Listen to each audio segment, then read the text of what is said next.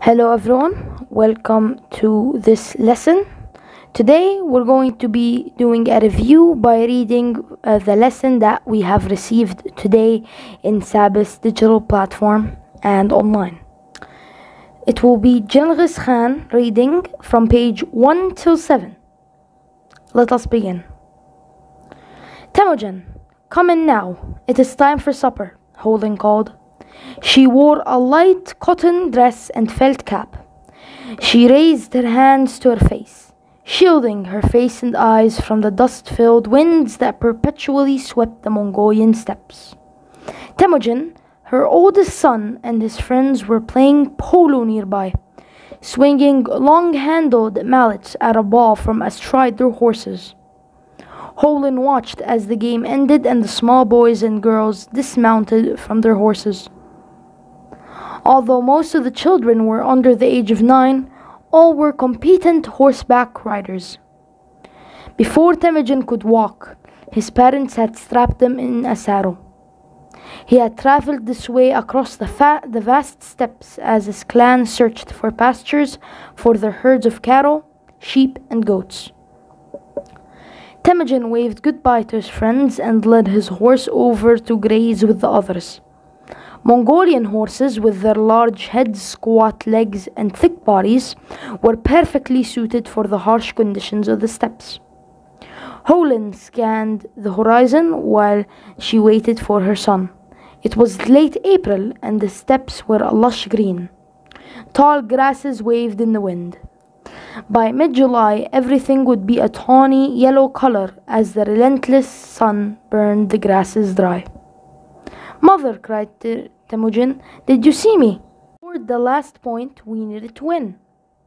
"You are a very good rider, Temujin. You're also very competitive," she added, ruffling her son's hair. "Come now, you must be hungry. Your brothers are waiting on us." "Is father home yet?" Temujin asked. His father, Yasuge the Brave, had been away now for 2 months, fighting a rival clan to the north. Yasuge was the leader of their clan, which was called the Yaka clan. The Mongol people were divided into different tribes or clans, each with a leader and chieftain. "He is not, but perhaps he will be home soon." "Come, let's go in," she said, mentioning toward their felt tent called a gur. The gur was round and was made of wooden framing covered with heavy felt that offered shelter for both the blazing sun and the frequent winter blizzards. The gur could be dismantled in an instant, which was a necessity, for the Mongols were nomads, people who traveled from place to place in search of new pastures for their animals to graze on. Holden parted the gur's flaps and they entered the tent. Temujin pulled off his knee-high leather boots and removed his felt jacket. A fire in the center of the tent illuminated the room, and the smell of roasting yak meat met Temujin's nose. His brother, Kassar, who was 2 years younger, was already eating a plate of roasted meat and root vegetables. "I hope there is plenty left," he said as he playfully grabbed his brother's arm. "If you were not so busy playing, you would have had first servings," Kassar retorted. Their next brother, who was still a small child, played on a rug in the corner. Holden's youngest boy lay swaddled in a bassinet. Holden filled a plate for Temujin and the family ate. After dinner, the younger boys climbed into their sleeping bags and went to sleep. Temujin, however, lingered by the fire. His mother sat across from him, stitching together heavy pieces of felt for their gur. "What are you thinking?" Holden asked. "I wish I were old enough to travel with father. I am ready to be a warrior," Temujin said wistfully, prodding the glowing embers with a stick. "Temujin, you are only 10 years old. Your father is a grown man, leader of the Yaka Mongols. It is his duty to protect his people. Why don't you work on the arrow that you have been talking about?" Holden suggested. Temujin rose and retrieved the arrow. He wanted it to whistle as it flew through the air. Temujin started at the arrowhead and then began to carve deep, long holes along its sides. Both mother and child were silent as they worked. After a time, Temujin said, "Tell me about when you met father and when I was born." That story? Well, it was many years ago. As you know, I was traveling through the forest in my ox cart when I met your father. Well, Yasuge, your father, ambushed our tribe on one of our travels. I was very scared and I sat on the ox cart, weeping and sobbing after it was all over.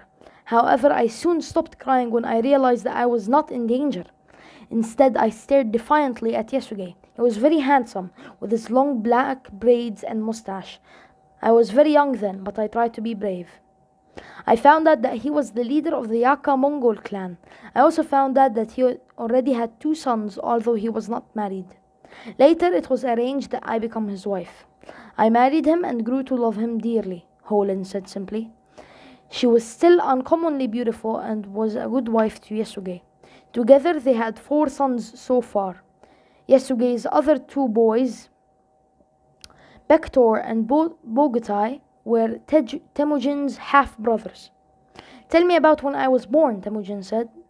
When you were born, your father was away fighting the Tartars, who live to the east. He returned from battle with 2 Tartar princesses as captives, and appeared to just as you were born. When they put you in my arms, you gave out a sturdy yell, Holin recalled with a proud smile. Your father said, he has a will of iron. My son is already a hero, although he is just a few minutes in this world. He was very proud of you already. We named you after one of the captured Tartar princesses, for it is customary for the child of a chieftain to be named in association with an important event. And so we called you Temujin. I like that story, mother, Temujin said. He inspected the arrowhead carefully. Tomorrow he would see if it indeed whistled when let fly. If it did, he would use it at archery practice. The other boys would be envious. It is time to go to sleep, Holin said as she lay aside her sewing. Remember, the Gorrigan is coming in a few weeks. I know. I am very excited, mother, Temujin said as he crawled into his sleeping bag. The Gorrigan was the annual Mongol hunt where various animals were encircled into a given area. All the horsemen, each allotted but 1 arrow with which to strike, would close in and take aim. It would be Temujin's first Gorrigan, and he was eager to prove himself. Temujin's father, Yasuge the Brave, returned a week later. He dismounted from his horse and stretched his legs. He was weary from travel and was anxious to see his family. He spied Temujin across the field, practicing his archery skills with the other children. Riding at top speed, the children circled a tall pole set in the ground. 2 oxtails dangled from the top of the pole. The object was to strike either tail with an arrow while riding past the pole. Yasuge watched as young Temujin circled and circled. Then he raised his arrow as his horse passed the pole. Temujin turned in his saddle and raised his bow. Although he was facing backward in his saddle, his arrow flew straight up and pierced the 2 oxtails. Temujin raised his bow in triumph and let out a victory cry. Yasuge called to Temujin, who turned and waved excitedly. "Father, you have returned!" he cried, racing his horse towards his father. He dismounted in a flash and ran to his father. After they hugged, Temujin helped his father with the bundles that were tied to the warrior's horse. "Tell me about your adventures," pressed Temujin as they walked to their gur. "There is not that much to tell. The Tartars are fierce fighters, it's true. However, we were eventually victorious. We captured many of their horses, and I have brought home a beautiful camel skin coat for your mother that I took from a Tartar chieftain," Yasuge said. Temujin eyed his father, who always downplayed his triumphs. Temujin knew that his father had a reputation as a fearless fighter and that he was often reckless in battle. Yasuge, like many Mongol men, was rather short in stature and had a large barrel chest. His squat legs were bowed from years of riding a horse. "Mother will be pleased to see you," Temujin said. Yasuge nodded his head. "I say you have been practicing your archery skills while I was away." So guys, this is the first 7 pages of Genghis Khan. I will be continuing later. Thank you for watching. Stay safe, and please wash your hands for 20 seconds every time you use the bathroom or go outside in any necessity, and have a good day.